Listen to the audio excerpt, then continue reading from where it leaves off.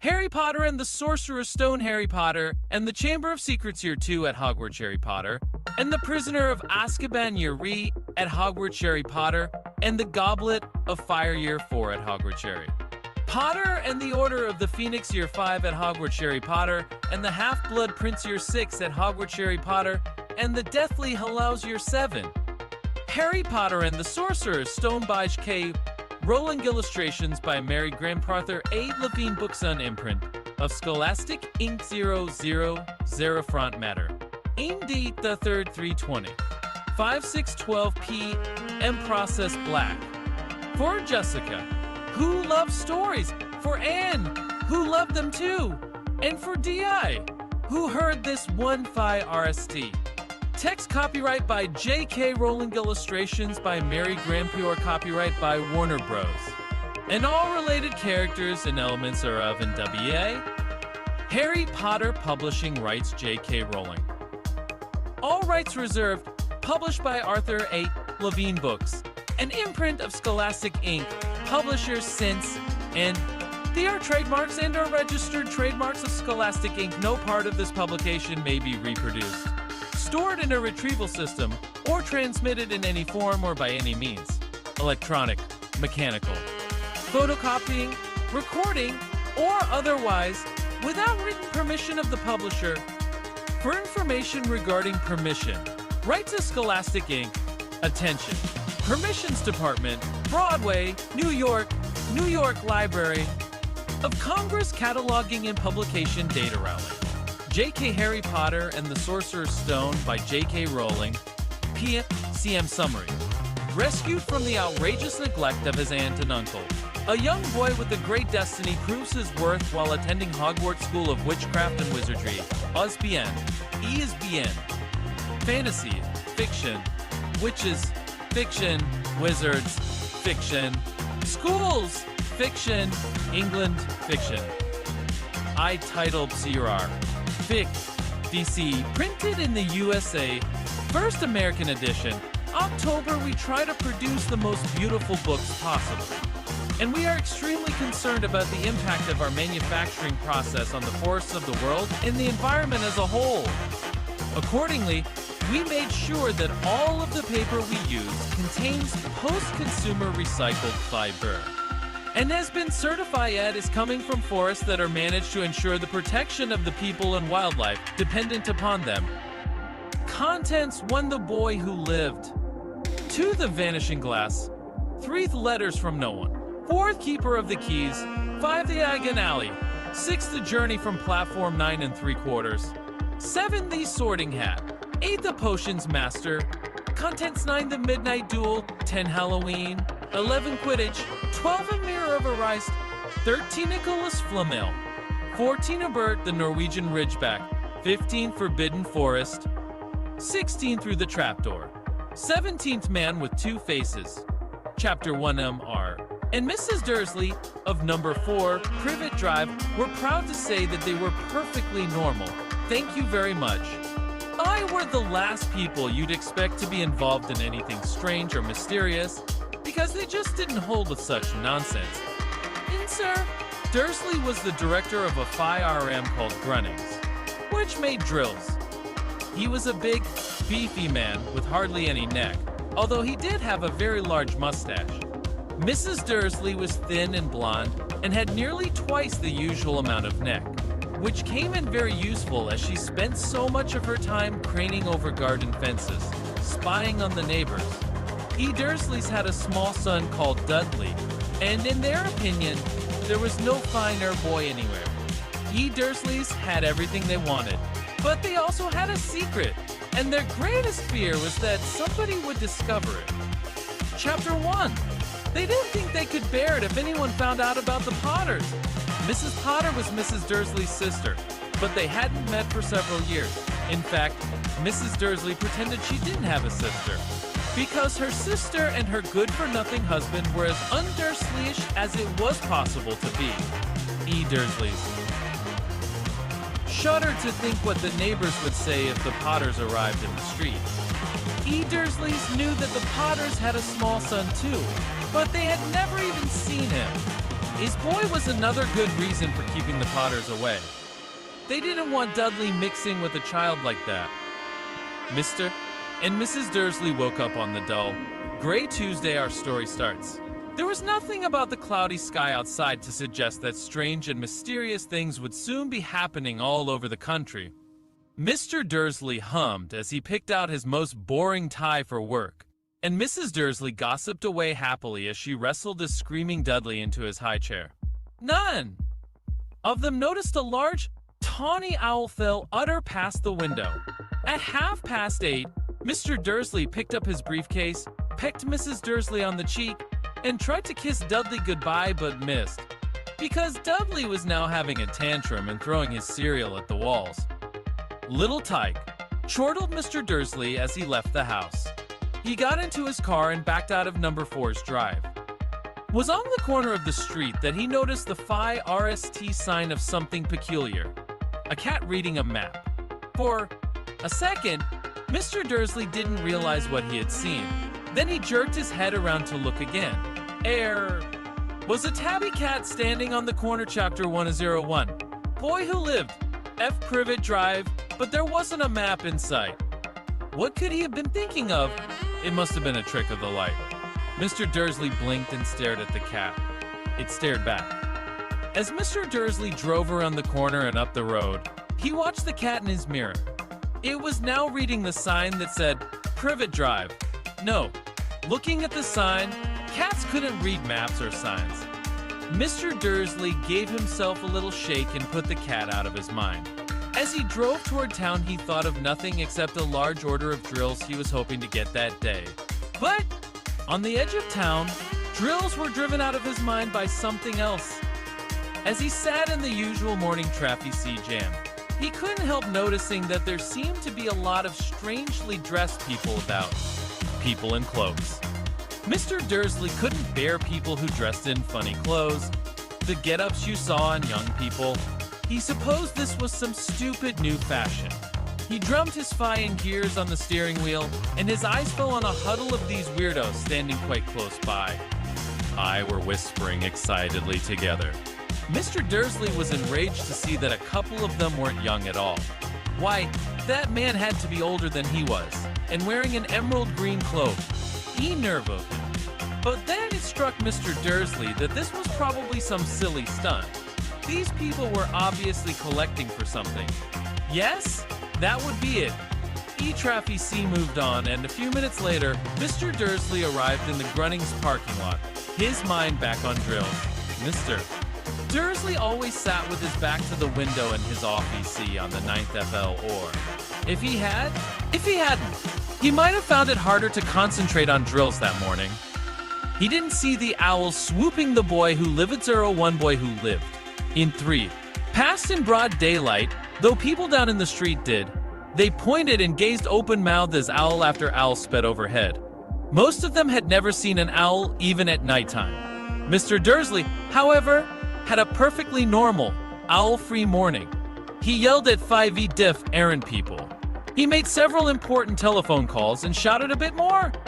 He was in a very good mood until lunchtime, when he thought he'd stretch his legs and walk across the road to buy himself a bun from the bakery. He'd forgotten all about the people in cloaks, until he passed a group of them next to the bakers. He eyed them angrily as he passed. He didn't know why, but they made him uneasy. His bunch were whispering excitedly too, and he couldn't see a single collecting tin. He was on his way back past them, clutching a large donut in a bag, that he caught a few words of what they were saying. Potters? That's right, that's what I heard. Yes, their son, Harry. Mr. Dursley stopped dead. Fear fell ooted him. He looked back at the whisperers as if he wanted to say something to them, but thought better of it. Dashed back across the road, hurried up to his office, snapped at his secretary not to disturb him, seized his telephone, and had almost finished dialing his home number when he changed his mind. He put the receiver back down and stroked his mustache, thinking, no, he was being stupid. Potter wasn't such an unusual name. He was sure there were lots of people called Potter who had a son called Harry. Come to think of it, he wasn't even sure his nephew was called Harry. He'd never even seen the boy. It might have been Harvey or Harold. There was no point in worrying Mrs. Dursley. She always got so upset at any mention of her sister. He didn't blame her if he'd had a sister like that. But all the same, those people in clothes. He found it a lot harder to concentrate on drills that afternoon, and when he left the building at 5 o'clock, he was still so worried that he walked straight into someone just outside the door. Sorry, he grunted, as the tiny old man stumbled and almost fell. It was a few seconds before Mr. Dursley realized that the man was wearing a violet cloak. He didn't seem at all upset at being almost knocked to the ground. On the contrary, his face split into a wide smile, and he said in a squeaky voice that made passers-by stare, "Don't be sorry, my dear sir, for nothing could upset me today. Rejoice, for you know who has gone at last. Even muggles like yourself should be celebrating this happy, happy day." The old man hugged Mr. Dursley around the middle and walked off. Mr. Dursley stood rooted to the spot. He had been hugged by a complete stranger. He also thought he had been called a muggle, whatever that was. He was rattled. He hurried to his car and set off for home, hoping he was imagining things, which he had never hoped before, because he didn't approve of imagination. As he pulled into the driveway of number 4, the first thing he saw, and it didn't improve his mood, was the tabby cat he'd spotted that morning. It was now sitting on his garden wall. He was sure it was the same one. It had the same markings around its eyes. "Shoo," said Mr. Dursley loudly. Cat didn't move. It just gave him a stern look. Was this normal cat behavior? Mr. Dursley wondered. Trying to pull himself together, he let himself into the house. He was still determined not to mention anything to his wife, Mrs. Dursley had had a nice, normal day. She told him over dinner all about Mrs. Next door's problems with her daughter and how Dudley had learned a new word, won't. Mr. Dursley tried to act normally. When Dudley had been put to bed, he went into the living room in time to catch the last report on the evening news. And finally, birdwatchers everywhere have reported that the nation's owls have been behaving very unusually today. Although owls normally hunt at night and are hardly ever seen in daylight, there have been hundreds of sightings of these birds flying in every direction since sunrise. Experts are unable to explain why the owls have suddenly changed their sleeping pattern. Newscaster allowed himself a grin. Most mysterious. And now, over to Jim McGuffey and with the weather. Going to be any more showers of owls tonight, Jim? Well, Ted, said the weatherman, I don't know about that. But it's not only the owls that have been acting oddly today.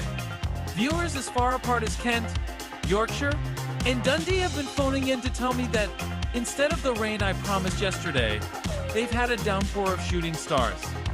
Perhaps people have been celebrating Bonfire night early. It's not until next week, folks. But I can promise a wet night tonight. Mr. Dursley sat frozen in his armchair. Shooting stars all over Britain. Owls flying by daylight.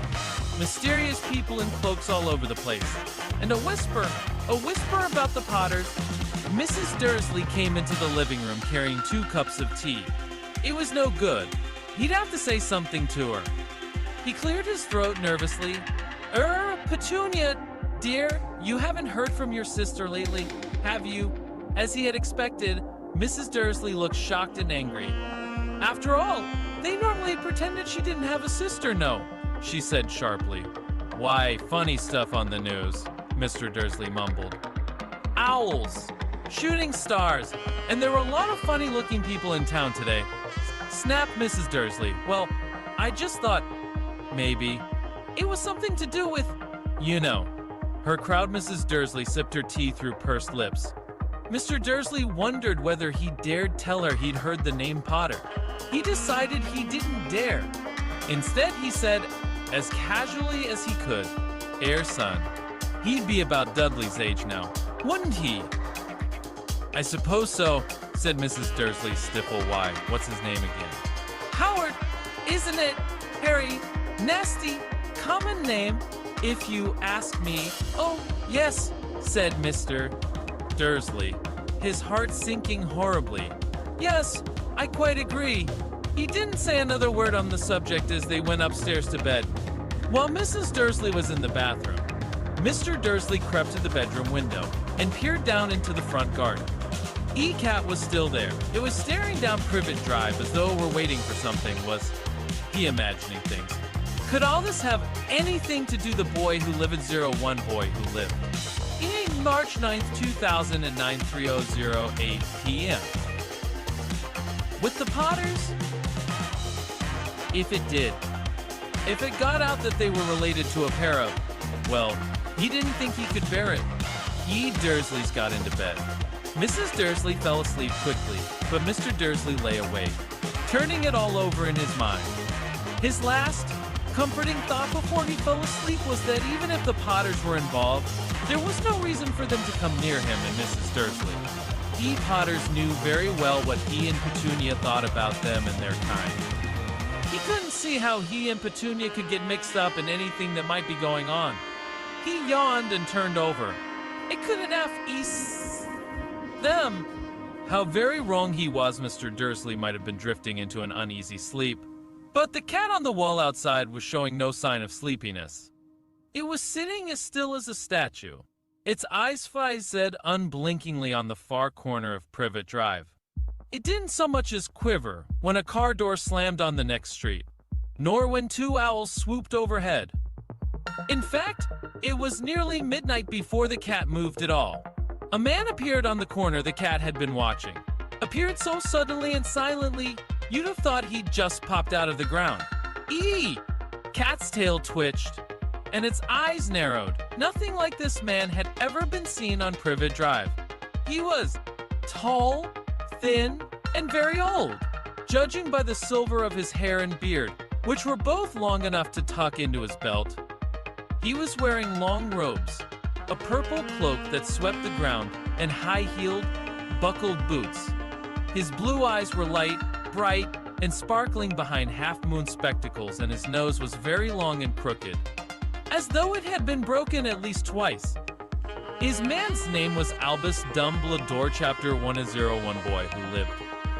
Albus Dumbledore didn't seem to realize that he had just arrived in a street where everything from his name to his boots was unwelcome. He was busy rummaging in his cloak, looking for something, but he did seem to realize he was being watched, because he looked up suddenly at the cat, which was still staring at him from the other end of the street. For some reason, the sight of the cat seemed to amuse him. He chuckled and muttered, "I should have known." He found what he was looking for in his inside pocket. It seemed to be a silver cigarette lighter. He flicked it open, held it up in the air, and clicked it. The nearest street lamp went out with a little pop. He clicked it again. The next lamp flickered into darkness. 12 times he clicked the put-outer, until the only lights left on the whole street were two tiny pinpricks in the distance, which were the eyes of the cat watching him. If anyone looked out of their window now, even beady-eyed Mrs. Dursley, they wouldn't be able to see anything that was happening down on the pavement. Dumbledore slipped the put-outer back inside his cloak and set off down the street toward number 4, where he sat down on the wall next to the cat. He didn't look at it, but after a moment he spoke to it. "Fancy seeing you here, Professor McGonagall." He turned to smile at the tabby, but it had gone. Instead, he was smiling at a rather severe-looking woman who was wearing square glasses exactly the shape of the markings the cat had had around its eyes. She, too, was wearing a cloak, an emerald one. Her black hair was drawn into a tight bun. She looked distinctly ruffle-edged. "How did you know it was me?" she asked. "My dear Professor, I've never seen a cat sit so stiff. Why? You'd be stiff if you'd been sitting on a brick wall all day," said Professor McGonagall. "All day? When you could have been celebrating. I must have passed a dozen feasts and parties on my way here." Professor McGonagall sniffed Ed angrily. "Oh yes, everyone's celebrating, all right," she said impatiently. "You'd think they'd be a bit more careful. But no, even the Muggles have noticed something's going on. It was on their news." She jerked her head back at the Dursleys' dark living room window. "I heard it. Flocks of owls. Shooting stars. Well, they're not completely stupid. I were bound to notice something. Shooting stars down in Kent. I'll bet that was Daedalus Diggle. He never had much sense." "You can't blame them," said Dumbledore gently. We've had precious little to celebrate for 11 years. Oh, that, said Professor McGonagall irritably. But that's no reason to lose our heads. People are being downright careless, out on the streets in broad daylight, not even dressed in muggle clothes, swapping rumors. She threw a sharp, sideways glance at Dumbledore here, as though hoping he was going to tell her something. But he didn't, so she went on. A fine thing it would be if, on the very day you-know-who seems to have disappeared at last, the muggles found out about us all. I suppose he really has gone. Dumbledore, it certainly seems so, said Dumbledore. We have much to be thankful for. Would you care for a lemon drop? What? A lemon drop? I are kind of No, thank you, said Professor McGonagall coldly, as though she didn't think this was the moment for lemon drops. As I say, even if you know who is gone, my dear Professor, surely a sensible person like yourself can call him by his name. All this you-know-who nonsense. For 11 years, I have been trying to persuade people to call him by his proper name. Voldemort. Professor McGonagall FL inched, but Dumbledore, who was unsticking 2 lemon drops, seemed not to notice. It all gets so confusing if we keep saying you-know-who. I have never seen any reason to be frightened of saying Voldemort's name. No, you haven't, said Professor McGonagall, sounding half exasperated, half admiring. But you're different. Everyone knows you're the only one you know. Oh, all right. Voldemort was frightened of. UFL at me, said Dumbledore calmly. Voldemort had powers I will never have. Only because you're too, well, noble to use them. It's lucky it's dark. I haven't blushed so much since Madame Pomfrey told me she liked my new earmuff as Professor McGonagall shot a sharp look at Dumbledore and said, "E-owls are nothing next to the rumors that are FLing around. You know what everyone's saying about why he's disappeared, about what finale stopped him." It seemed that Professor McGonagall had reached the point she was most anxious to discuss. The real reason she had been waiting on a cold, hard wall all day, for neither as a cat nor as a woman had she said Dumbledore with such a piercing stare as she did now. It was plain that, whatever everyone was saying, she was not going to believe it until Dumbledore told her it was true. Dumbledore, however, was choosing another lemon drop and did not answer. What they're saying, she pressed on, is that last night Voldemort turned up in Godric's Hollow. He went to Phi Indy the Potters. Rumor is that Lily and James Potter that they're dead. Dumbledore bowed his head. Professor McGonagall gasped, Lily and James. I can't believe it. I didn't want to believe it. Oh, Albus. Dumbledore reached out and patted her on the shoulder. I know, he said heavily. Professor McGonagall's voice trembled as she went on. That's not all. Saying he tried to kill the Potter's son, Harry. But he couldn't. He couldn't kill that little boy. No. One knows why or how. But they're saying that when he couldn't kill Harry Potter, Voldemort's power somehow broke. And that's why he's gone. Dumbledore nodded glumly. It's true, faltered Professor McGonagall. After all he's done, all the people he's killed, he couldn't kill a little boy. It's just astounding. Of all the things to stop him. But how in the name of heaven did Harry survive? We can only guess, said Dumbledore. We may never know. Professor McGonagall pulled out a lace handkerchief and dabbed at her eyes beneath her spectacles. Dumbledore gave a great sniff as he took a golden watch from his pocket and examined it. It was a very odd watch. It had 12 hands but no numbers. Instead, little planets were moving around the edge. It must have Chapter 1 on Boy Who Lived. Ended. Made sense to Dumbledore, though, because he put it back in his pocket and said, Hagrid's late. I suppose it was he who told you I'd be here, by the way. Yes, said Professor McGonagall. And I don't suppose you're going to tell me why you're here, of all places. I've come to bring Harry to his aunt and uncle.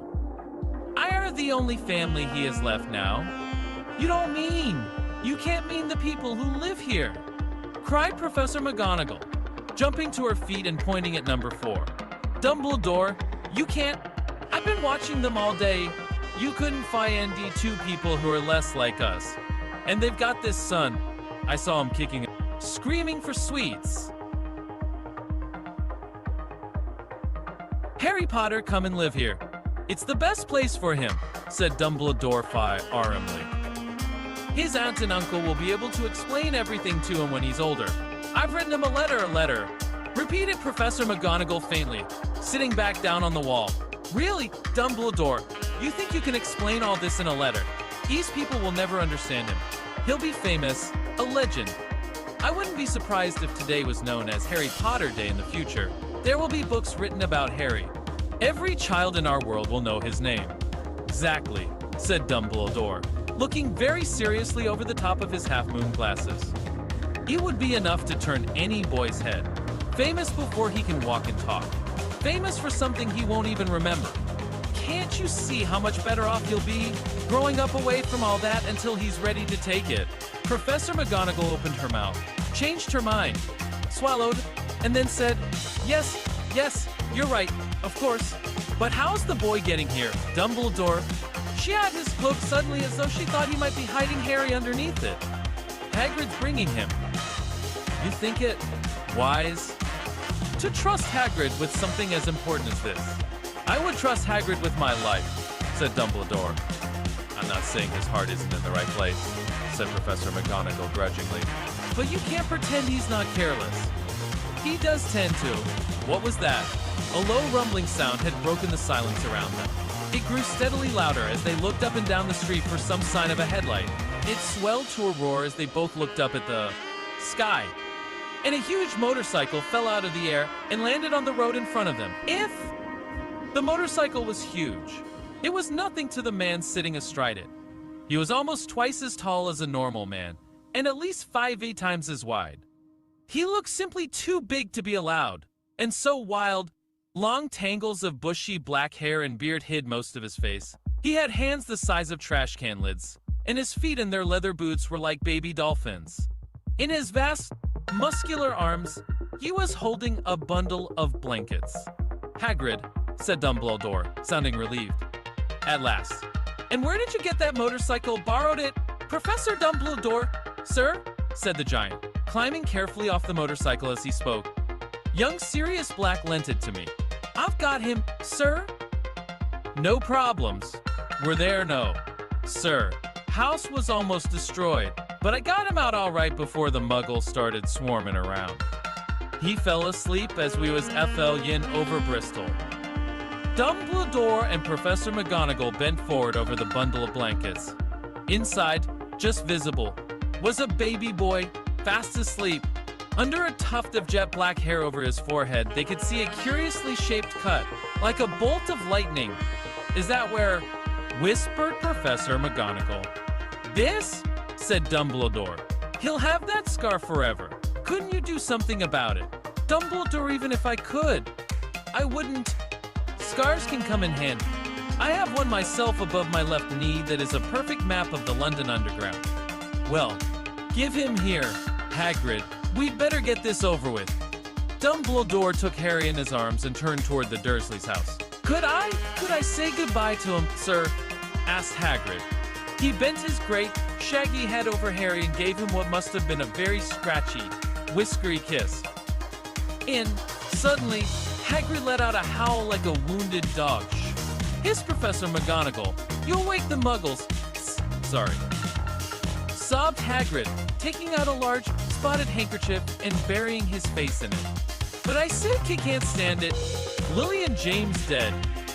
And poor little Harry off to live with muggles. Yes, it's all very sad. But get a grip on yourself, Hagrid, or we'll be found, Professor McGonagall whispered, patting Hagrid gingerly on the arm as Dumbledore stepped over the low garden wall and walked to the front door. He laid Harry gently on the doorstep, took a letter out of his cloak, tucked it inside Harry's blankets, and then came back to the other two. For a full minute, the three of them stood and looked at the little bundle. Hagrid's shoulders shook. Professor McGonagall blinked furiously, and the twinkling light that usually shone from Dumbledore's eyes seemed to have gone out. "Well," said Dumbledore finally, "that's that. We've no business staying here. We may as well go and join the celebrations." "Yeah," said Hagrid in a very muffled voice. "I'd best get this bike away." "Genate, Professor McGonagall, Professor Dumbledore, sir," wiping his streaming eyes on his jacket sleeve. Hagrid swung himself onto the motorcycle and kicked the engine into life. With a roar, it rose into the air and off into the night. "I shall see you soon, I expect, Professor McGonagall," said Dumbledore, nodding to her. Professor McGonagall blew her nose in reply. Dumbledore turned and walked back down the street.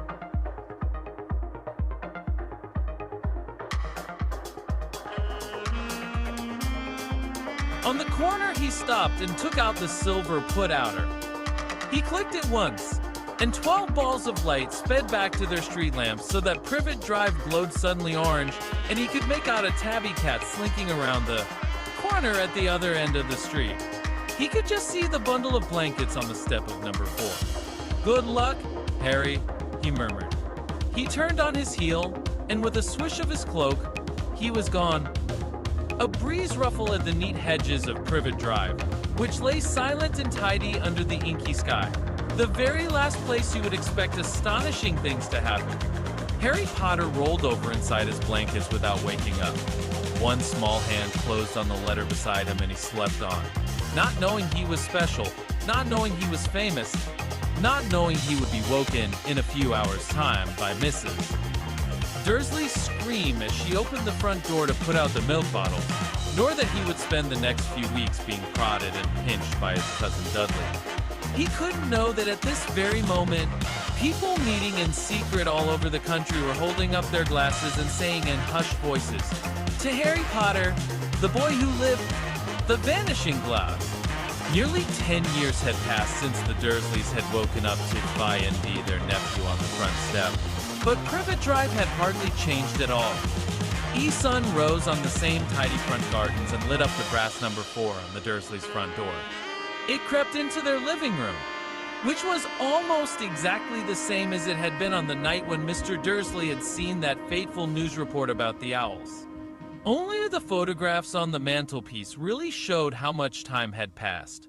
10 years ago, there had been lots of pictures of what looked like a large pink beach ball wearing Errant-colored bonnets. But Dudley Dursley was no longer a baby, and now the photographs showed a large blonde boy riding his Phi RST bicycle on a carousel at the fair, playing a computer game with his father, being hugged and kissed by his mother. E-room held no sign at all that another boy lived in the house too. Yet Harry Potter was still there, asleep at the moment, but not for long. His Aunt Petunia was awake, and it was her shrill voice that made the Phi RST noise of the day. "Get up." Now Harry woke with a start. His aunt rapped on the door again. "Up," she screeched. Harry heard her walking toward the kitchen, and then the sound of the frying pan being put on the stove. He rolled onto his back and tried to remember the dream he had been having. It had been a good one. There had been a Fel Ying motorcycle in it. He had a funny feeling he'd had the same dream before. His aunt was back outside the door. "Are you up yet?" she demanded. "Nearly," said Harry. "Well, get a move on. I want you to look after the bacon. And don't you dare let it burn. I want everything perfect on Dudley's birthday." Harry groaned. "What did you say?" His aunt snapped through the door. Nothing. Dudley's birthday? How could he have forgotten? Harry got slowly out of bed and started looking for socks. He found a pair under his bed and, after pulling a spider off one of them, put them on. Harry was used to spiders because the cupboard under the stairs was full of them, and that was where he slept. When he was dressed, he went down the hall into the kitchen. E-table was almost hidden beneath all Dudley's birthday presents. It looked as though Dudley had gotten the new computer. Wanted, not to mention the second television and the racing bike. Exactly why Dudley wanted a racing bike was a mystery to Harry, as Dudley was very fat and hated exercise, unless of course it involved punching somebody. Dudley's favorite punching bag was Harry, but he couldn't often catch him. Harry didn't look it, but he was very fast, perhaps. It had something to do with living in a dark cupboard, but Harry had always been small and skinny for his age. He looked even smaller and skinnier than he really was because all he had to wear were old clothes of Dudley's, and Dudley was about 4 times bigger than he was. Harry had a thin face, knobbly knees, black hair, and bright green eyes. He wore round glasses held together with a lot of scotch tape because of all the times Dudley had punched him on the nose. The only thing Harry liked about his own appearance was a very thin scar on his forehead that was shaped like a bolt of lightning. He had had it as long as he could remember, and the first question he could ever remember asking his Aunt Petunia was how he had gotten it. In the car crash when your parents died, she had said, "And don't ask questions. Don't ask questions." That was the first rule for a quiet life with the Dursleys, Uncle. Vernon entered the kitchen as Harry was turning over the bacon to comb your hair. He barked, by way of a morning greeting, about once a week. Uncle Vernon looked over the top of his newspaper and shouted that Harry needed a haircut. Harry must have had more haircuts than the rest of the boys in his class put together, but it made no difference. His hair simply grew that way, all over the place. Harry was frying eggs by the time Dudley arrived in the kitchen with his mother. Dudley looked a lot like Uncle Vernon. He had a large pink face, not much neck, small, watery blue eyes, and thick blonde hair that lay smoothly on his thick, fat head. Aunt Petunia often said that Dudley looked like a baby angel. Harry often said that Dudley looked like a pig in a wig. Harry put the plates of egg and bacon on the table, which was difficult as there wasn't much room. Dudley, meanwhile, was counting his presents. His face fell. 36, he said, looking up at his mother and father. That's 2 less than last year. Darling, you haven't counted Auntie Marge's present. See, it's here under this big one from Mummy and Daddy. All right, 37 then, said Dudley, going red in the face.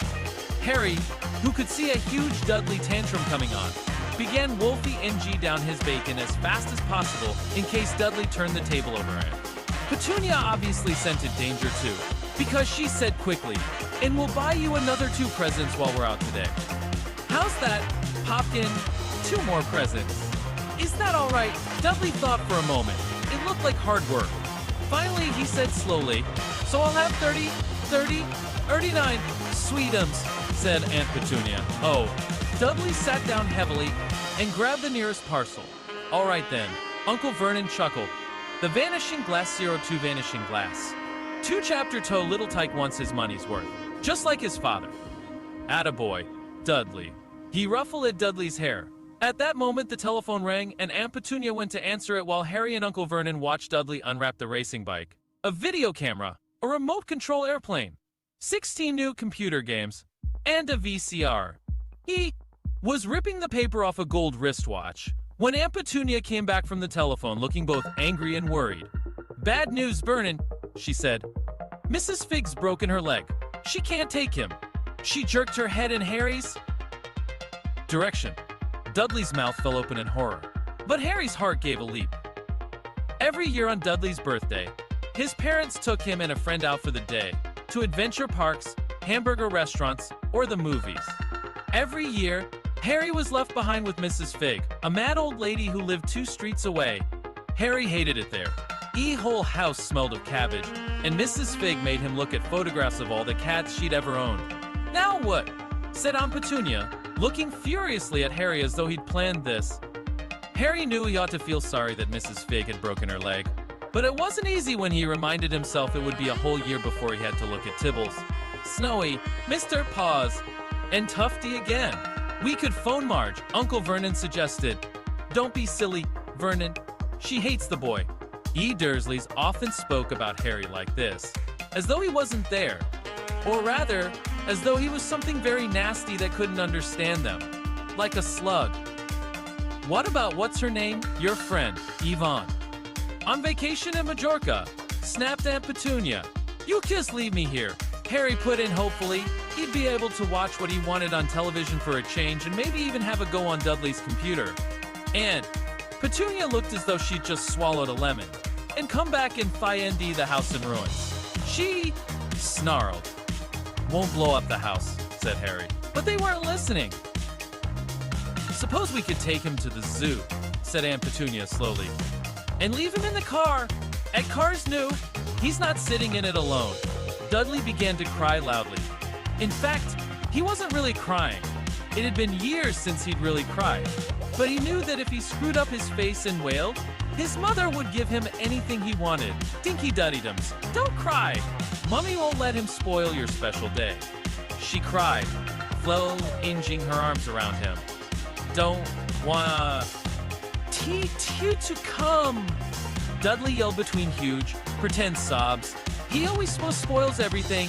He shot Harry a nasty grin through the gap in his mother's arms. Then the doorbell rang. "Oh, good Lord, they're here," said Aunt Petunia frantically. And a moment later, Dudley's best friend, Pierce Pocus, walked in with his mother. Pierce was a scrawny boy with a face like a rat. He was usually the one who held people's arms behind their backs while Dudley hit them. Dudley stopped pretending to cry at once. Half an hour later, Harry, who couldn't believe his luck, was sitting in the back of the Dursleys' car with Piers and Dudley on the way to the zoo for the first time in his life. His aunt and uncle hadn't been able to think of anything else to do with him. But before they'd left, Uncle Vernon had taken Harry aside. "I'm warning you," he had said, putting his large purple face right up close to Harry's. "I'm warning you now, boy, any funny business, anything at all, and you'll be in that cupboard from now until Christmas." "Not going to do anything," said Harry, honestly. But Uncle Vernon didn't believe him. No one ever did. Problem was, strange things often happened around Harry, and it was just no good telling the Dursleys he didn't make them happen. Once, Aunt Petunia, tired of Harry coming back from the barber's looking as though he hadn't been at all, had taken a pair of kitchen scissors and cut his hair so short he was almost bald except for his bangs, which she left to hide that horrible scar. Dudley had laughed himself silly at Harry, who spent a sleepless night imagining school the next day, where he was already laughed at for his baggy clothes and taped glasses. Next morning, however, he had gotten up to find his hair exactly as it had been before Aunt Petunia had sheared it off. He had been given a week in his cupboard for this, even though he had tried to explain that he couldn't explain how it had grown back so quickly. Another time, Aunt Petunia had been trying to force him into a revolting old sweater of Dudley's, brown with orange puffballs. The harder she tried to pull it over his head, the smaller it seemed to become, until finally it might have fitted a hand puppet, but certainly wouldn't fight Harry. Aunt Petunia had decided it must have shrunk in the wash, and to his great relief, Harry wasn't punished. On the other hand, he'd gotten into terrible trouble for being found on the roof of the school kitchens. Dudley's gang had been chasing him as usual when, as much to Harry's surprise as anyone else's, there he was sitting on the chimney. Dursleys had received a very angry letter from Harry's headmistress telling them Harry had been climbing school buildings. But all he tried to do, as he shouted at Uncle Vernon through the locked door of his cupboard, was jump behind the big trash cans outside the kitchen doors. Harry supposed that the wind must have caught him in mid-jump, but today, nothing was going to go wrong. It was even worth being with Dudley and Pierce to be spending the day somewhere that wasn't school, his cupboard, or Mrs. Fig's cabbage-smelling living room. While he drove, Uncle Vernon complained to Aunt Petunia. He liked to complain about things. People at work, Harry, the council, Harry, the bank, and Harry were just a few of his favorite subjects. His morning, it was motorcycles, roaring along like maniacs. "The young hoodlums," he said as a motorcycle overtook them. "Had a dream about a motorcycle," said Harry, remembering suddenly it was Ethel Ying. Uncle Vernon nearly crashed into the car in front. He turned right around in his seat and yelled at Harry, his face like a gigantic beet with a mustache. "Motorcycles don't fly." Dudley and Pierce sniggered. "Vanishing glass 02 vanishing glass. 39, p.m. I know they don't, said Harry. It was only a dream, but he wished he hadn't said anything. If there was one thing the Dursleys hated even more than his asking questions, it was his talking about anything acting in a way it shouldn't. No matter if it was in a dream or even a cartoon, they seemed to think he might get dangerous ideas. It was a very sunny Saturday, and the zoo was crowded with families. Dursleys bought Dudley and Piers large chocolate ice creams at the entrance, and then, because the smiling lady in the van had asked Harry what he wanted before they could hurry him away, they bought him a cheap lemon ice pop. He wasn't bad either, Harry thought. Licking it as they watched a gorilla scratching its head who looked remarkably like Dudley, except that it wasn't blonde. Harry had the best morning he'd had in a long time. He was careful to walk a little way apart from the Dursleys so that Dudley and Piers, who were starting to get bored with the animals by lunchtime, wouldn't fall back on their favorite hobby of hitting him. I ate in the zoo restaurant, and when Dudley had a tantrum because his Knickerbocker glory didn't have enough ice cream on top, Uncle Vernon bought him another one, and Harry was allowed to finish the FIRST. Harry felt, afterward, that he should have known it was all too good to last. After lunch, they went to the reptile house.